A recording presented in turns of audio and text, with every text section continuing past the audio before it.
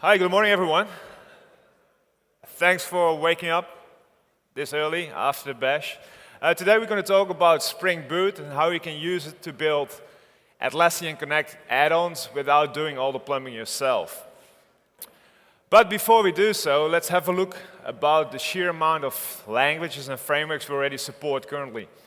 Personally, I think one of the big benefits of Atlassian Connect is that you are not forced to use a specific framework or language. You can use whatever you like. Some of the frameworks are supported by Atlassian, some of them are supported by the community. If you want to have a full list and want to have more details, go to this URL. And if you want to have yours listed, feel free to reach out. Yesterday I was speaking to a few people who were building their add-on in Clojure, so I think you can use whatever language you like. Personally, one thing that's really missing at the moment is, for example, Ruby. But that's not what we're here to talk about. I want to talk about 4 things today. The first thing is like a short introduction in Spring Boot. I'm not going to go in a lot of detail because there's a lot of content online. The second thing, I want to talk about starters, the notion of starters in Spring Boot, which is kind of the key architectural principle. Next thing, we're going to look at a Connect Starter, and then we're going to do a little inception. I'm not going to tell what inception is yet. You're going to find it out, so stay with me. So, who considers himself as a Java developer? That's a good list. Who uses Spring in this room? Okay, all those people who raise their hand should understand the joke on the screen. If not, you shouldn't raise your hand. Okay, so if you look at a vanilla Spring Web application, so before Spring Boot came along, when you started a new application, you have to do a few things. Like every good application, you start with your dependencies. So you go to your pom.xml if you use Maven, or whatever dependency manager you use, like Gradle. So you find the right dependencies, and for a typical Spring Web application, there are quite a few. The second thing you do, and that's always a bit of a magic for me, is you set up your web.xml so your application container actually understands what's going on. The third thing you're going to do is set up the basic things for your application context.xml. And the one thing I always forget personally is to enable Spring MVC annotation scanning. So when I started my controller, it never works. I always have to go back to this context.xml to figure it out and make it right.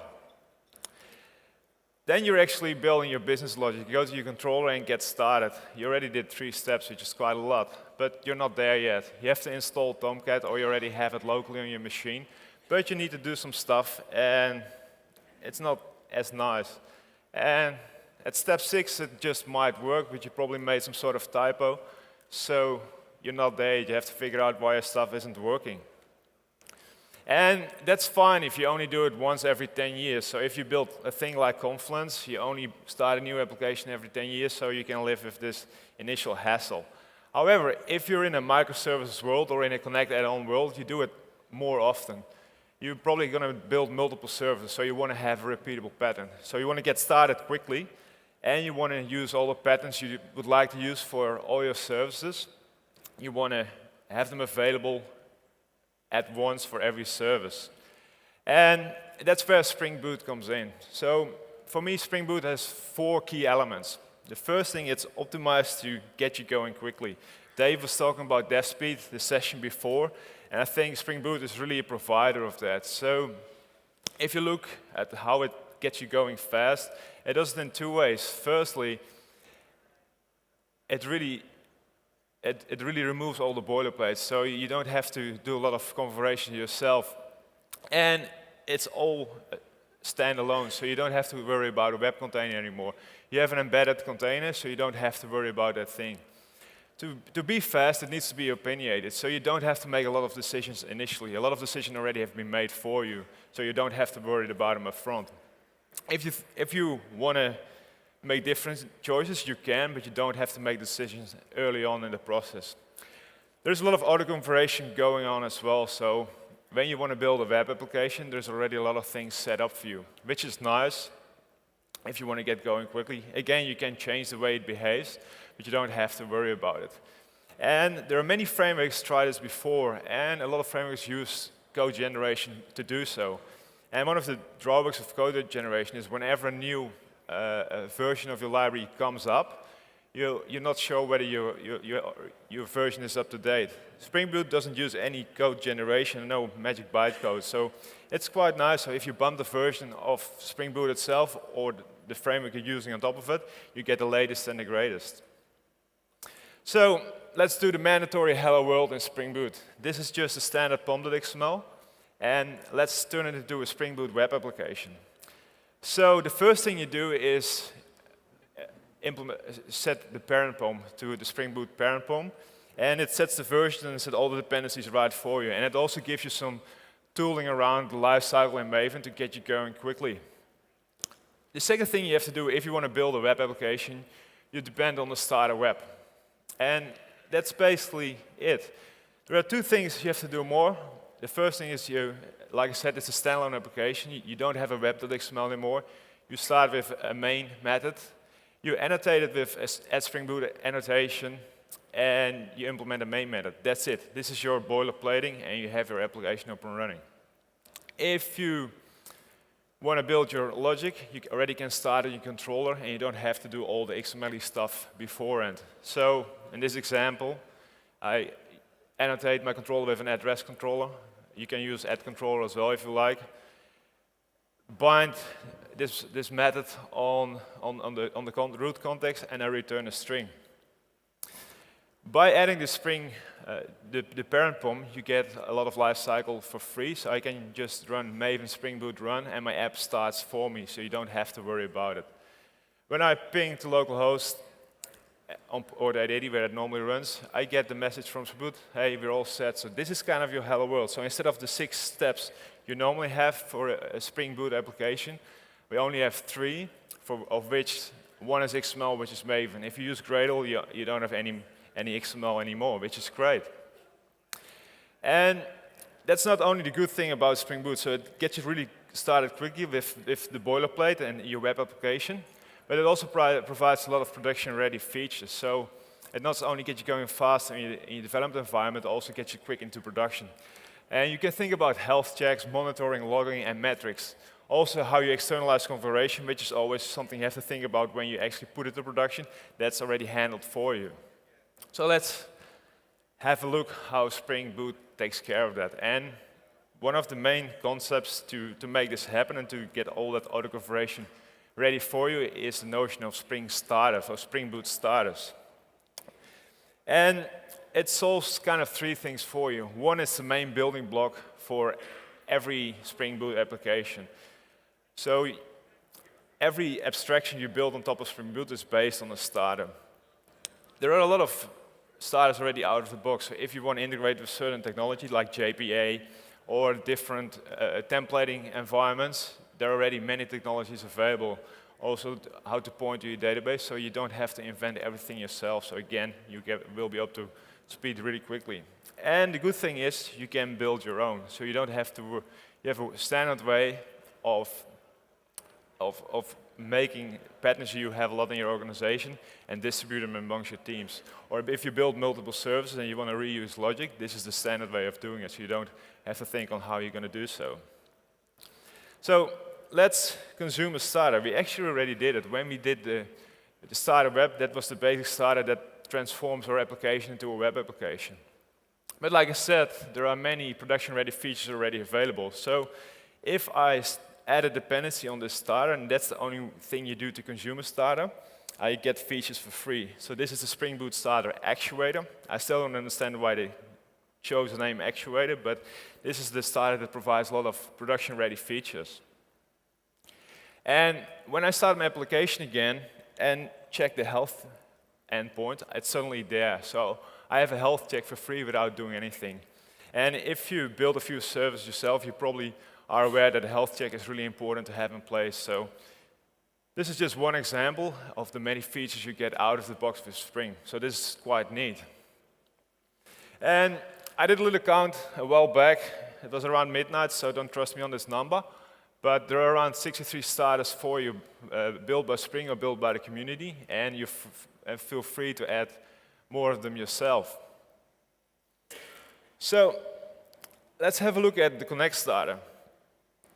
So if you want to build a Connect add-on, you have three things you always have to do. And that's kind of a bit of boilerplate you have to worry about when you build a Connect add-on. First thing you have to do is deal with the lifecycle, like when a plugin is installed or when a plugin is uninstalled, you have to do certain actions. You also have to deal with a descriptor. You have to render a JSON blob to explain to the host application, like Jira or Confluence, what your descriptor is actually doing and what kind of extension points you actually have. And the third thing, if you're interested, you have to deal with security. And that's quite an important thing as well. And if you get it wrong, you're into trouble. So if you look at the standard lifecycle of a Connect add-on, there are a few steps that's always happening. So on the right side, we have Confluence. On the left side, we have the Connect add-on running somewhere in a cloud. So whenever you install it, the host application will try to find the descriptor, which is connect.json. That's the standard place of putting it. The add-on then returns the JSON, and the host application will then call back to the add-on to say, hey, I'm going to install myself on this add-on, and you get some metadata which needs to be stored by the add-on itself. So this contains critical information. I will come back to that in a second. When it's all successful, you get the nice little screen, hey, this add-on is installed, and you're good to go. And that's already quite a few steps you have to understand before you get started on building your first Connect add-on, and that can be a hassle. So let's have a look in a little bit more detail into these three elements.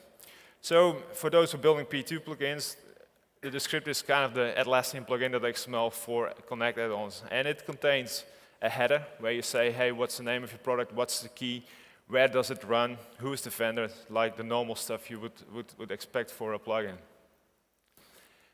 The other thing that's available is how to deal with lifecycle. You kind of define where the host application should call to whenever the plugin is installed or uninstalled or enabled or disabled. Those are the four main lifecycle events you have to think of. And the third main element, I'm leaving it empty for now, we come back to it later, is the module. So that's where you basically say what kind of extension points are you going to use and how do I add functionality to the host application. I already mentioned before, whenever a lifecycle event fires, a JSON blob is fired to the Connect add-on, and you have to take care of that. There are a few data points I would like to highlight. The first one is the key, and that's the key you define for your add-on. That should be unique and should be in your own namespace. The second one is the client key, which is really important, which is the primary key of the instance, and that's something how you deal with data. And for every request that comes in, that's how you look up the meta information about the request that's coming in. The other one that's really important is the shared secret. That's how you verify whether the incoming request is valid. And if you want to make an outbound request to the host application, that's how you know how to sign it, and the host application will either accept or decline the request based on that information. So that's key information you have to store and you have to keep in mind. The last one I would like to highlight is what kind of event type is it? So is it being installed or uninstalled? So you have to do different actions based on that. Last thing I would like to mention is security. Like Connect uses JSON web tokens to handle with security. And it's kind of a simple protocol which works quite efficient, and it consists of a base 64 header, set of claims, and a signature. If you see it, and the reason why putting a base 64 blob on the screen is not that it's very useful, but it actually, you see this a lot in the communication between the host and the Connect add-on. So this is kind of your security token, which is really important. If you decode it, you get a JSON blob with a header where it says, hey, it's type JWT and the algorithm that's being used. If you look at the claims, the information inside of the body, you get a little more detail about, hey, who's the issuer, and you see the same key again, which we received from the lifecycle event. So that's how you can marry the incoming request together with the information already stored about the tenant. And also you see which user is available. So this is how you identify which user is executing the request at the moment. If you get an incoming request, Connect will always add it as a query parameter in the JWT section. If you want to make an outbound request, you can do it the other way around. You can use add JWT as a query parameter as well, or you put an authorization header, and it's up to you what you choose. So incoming is always the query parameter. If you want to make an outbound request, it's up to you what you would like to use. I'm personally a big fan of authorization headers because it won't end up in access logs, which is a good thing from a security standpoint, I reckon. So that's kind of a lot of things to consume when you want to get started on Connect. I think it's good to understand these principles, but when you want to try it out and want to get going, you probably don't want to worry about these things yet. And when you want to build more and more add-ons, you don't want to repeat this logic all the time. And actually, we don't want you guys to worry about it too much, and every vendor has to implement that stuff. So I'm going back to this slide again, and for those of you who went to the keynote yesterday, you might see that something is missing in this slide, because today I'm quite happy to announce that we launched a Spring Boot Starter for Connect beta, which is available in Maven Central since yesterday, so feel free to use it. And it takes care of all these things. So you just add the starter to your dependency, and you're good to go. All the things you need to do to become a Connect add-on is done for you, so you don't have to worry about it anymore. So if you want to have more information about that, go to this URL, and you will end up on the Bitbucket repository. I think it's still better, but the team is really keen on getting feedback from you. Hey, what should we add more? What kind of abstraction? So I think it's really important to give that feedback as early as you can, because it's hard to build a framework or a library without getting that feedback from the users. Like I promised, we're going to do a little inception today. And what I mean by inception is we're going to build a Connect add-on from scratch. And personally, I was really keen to do some live coding on stage today, but the track lead gave me the "Are you crazy" look, so let's not do that. So we're going to do some keynote-driven development today, which is hopefully as useful as it can be. And what we're going to do is we're going to build a page in a page. And that's probably not a very useful add-on, but it shows a lot of principles you need to do and you need to worry about when building an add-on. So how does it look like? Who in this audience knows what a Confluence macro is? Quite a few people. So a macro is basically some content that it's calculated based on every page view. So on the right-hand side, you see a Confluence page with a little sticky note. The sticky note is the macro. I'm not a very good designer, apparently. And on the other side, you see the same Connect add-on again. So what happens is, when the page renders, the macro will, instead of running inside of Confluence, it will call to the add-on with the ID of the page it's currently running on and the security token to authenticate itself. We then call back to Confluence using Confluence REST APIs to get the current view of the page. And we're going to get the page content as a JSON blob. We're going to extract it and render the page in the page again. And the reason for choosing this is like it shows all elements. We get an income request from the host application, and we're going to make a call back. And Confluence doesn't try to render the macro when I'm calling the API, so we don't get an endless loop, so don't worry about that. So when I meant from scratch, I really meant from scratch. So if you're a Maven user, who is a Maven user in this audience? Okay, sorry guys. Maven comes default with a bunch of archetypes, and this is kind of the basic archetype available.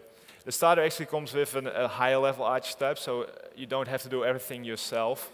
But this will give you an empty Maven project. So you get a source folder and you get a pom.xml, nothing more.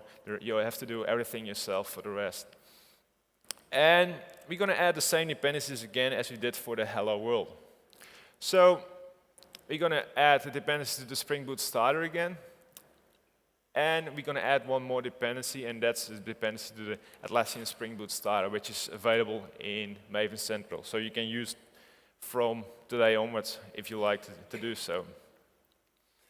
We're going to do the same thing for the application itself. So if you look at, we're going to add this add Spring Boot application, and we're going to implement the runner again. So this is basically it. We kind of have a framework available. So we have an empty web application where we can start at business logic, and we have all the elements available to be a Connect add-on. So that sounds pretty straightforward, right? So the first thing we have to do is like define a descriptor. So what is our plugin actually doing. So we're going to create an empty file, and it requires to be in the resources folder, Atlassian Connect.json. And I create a file and do the basic structure. Again, we're going to set the header information. We say we have a name, it's inception. It's a page in a page. Have a nice key. The one thing that's interesting to keep in mind, if you look at the base URL, it uses ngrok. And I'll come back to that later because it's part of the new development loop for cloud. And we have an empty module section. So that's the piece we're going to fill in right now. So as we're going to build a little macro, I'm going to add a type dynamic content macros to it. And a dynamic content macro is what it says. Every time you render a page, it will calculate information based on whatever you like. The main information here is the URL. And the URL is the URL of the Connect add-on. And that's something that's running somewhere wherever you like.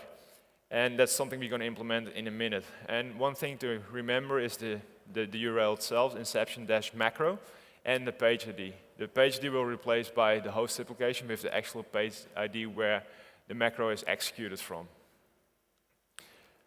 The other thing we have to worry about is tenant storage information. Like I said, every time a plugin is installed, you get a blob of information with some critical information, like the shared secret. And you have to think about where you store it. You don't want to store it in a file, so most likely it will end up in a database. The starter takes care of it. It will create a schema for you, and you can point it to the database you like. In this example, it's Postgres, but if you use other flavors of databases, then feel free to use that. We're still discussing a little bit how we should deal with schema management. Currently, Hibernate is doing the job, but whether we should use tools like Flyway or Liquibase for it. So we're keen to get some feedback on that and get some more information on how you would like to mix it with your current schema management if you have something in place. The next thing we have to do is we have to come up with a template for a macro. So every macro is just a bunch of HTML we send back to the server. And I'm using Timeleaf as a templating engine for it.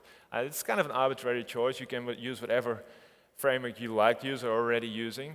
But to highlight again, there is a starter for that available. So when you use the Timeleaf starter, you get all the integration for free. So again, based on existing technology, you can get going really quickly without worrying too much about it. And as Spring Boot is very opinionated, it requires to have the template on a certain location. In this case, it requires a templates folder in the resource directory. And we're going to create an inception macro.html, which we're going to use in a controller later on.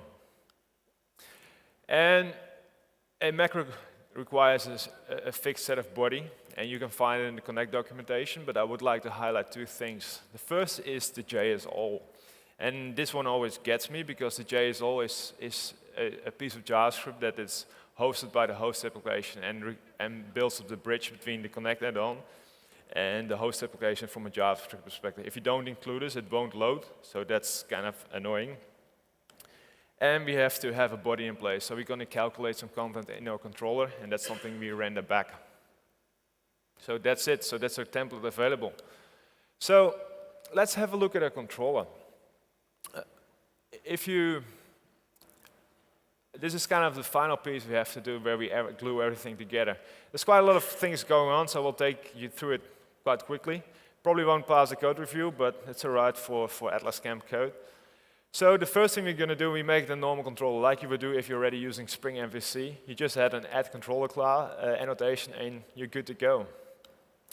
The next thing we're going to do is some strings where we define the page URL. So that's the URL based on the REST API of Confluence, and the JSOL URL. You can put it anywhere. You can put it in the help method as well, but just to highlight that we have to deal with these methods as well. And now the starter kicks in again. I already said if you want to make a call back to the host application, you have to deal with security. And the starter provides a default REST template, so it's already created for you. This bean is already available, and you can inject it if you like. And it already has an interceptor in place that takes care of all the JWT signing of the request. So before it makes the outbound request, it will look in the current security context and make sure the right JWT token is added to the HTTP header, so you don't have to worry about it. If you want to use your own REST template or you want to use different mechanisms to make outbound calls, that's fine, but then you have to take care of it yourself. The next thing we're going to do is we're going to define a request mapping. And like I said in the script, we said we have an URL or a resource available called inception-macro. And that's what we're going to do here. You see here, we're going to make that resource available, and we're going to add a page ID to it. So we know from which page Confluence is running, which is normal Spring MVC work. Next thing is what we're going to do is we want to know who's executing the call. And that's where the starter kicks in again, which is quite neat, I think.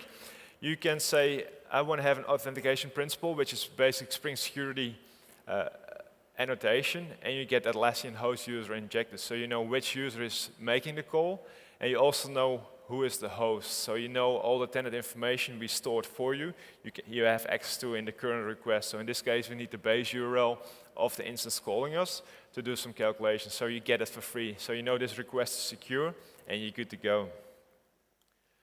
The next thing we're going to do is we're going to call to Confluence. So we get the page content and we extract the page body, which is just a simple matter of programming. So we don't going to look at it for too long. And we're going to add it to a model. So if you have a Spring MVC model, we're going to add the body and the JS URL we just calculated based on the execution. And we're going to return the inception macro, which is the template we just did. So now we glued everything together. If I now run my application again, or my Connect add-on, I should say, and I go to the URL without having a JWT token, I get a 401 because I'm not secured. So it's closed for you. So by default, it's closed, which is good. So it's kind of already secured. So let's install it. If you look at the new way of dealing with cloud deployments, we have to make an HTTP tunnel from that's publicly available to a local machine. A nice tool for using that is ngrok. You can install it via npm or download it, whatever you like. And the thing it does, it creates a tunnel for you based on a public URL. So if you say ngrok HTTP 80, then it will set up that tunnel for you, and you get a public-facing URL that is routing to your local host. And that's exactly the URL we're going to use in our cloud environment. So we're going to say, we're going to install this URL, and we're good to go. Our inception macro is ready. So we go to our Confluence page. I made a Confluence macro because, hey, I work for Confluence. And it's like a normal macro you do have for a P2 plugin as well. So it's called inception. And when you render the page, it will render the page again. But on the background, it called back to my add-on. The add-on called back to Confluence. And we processed the actual result and returned it back, including the image, which is quite neat. And one of the nice things of using ngrok, you can exactly see what kind of communication is happening with your add-on you have running locally. It's the reverse order. So we install it first. You see a get to the Atlassian Connect JSON. We see a post to the installed endpoint.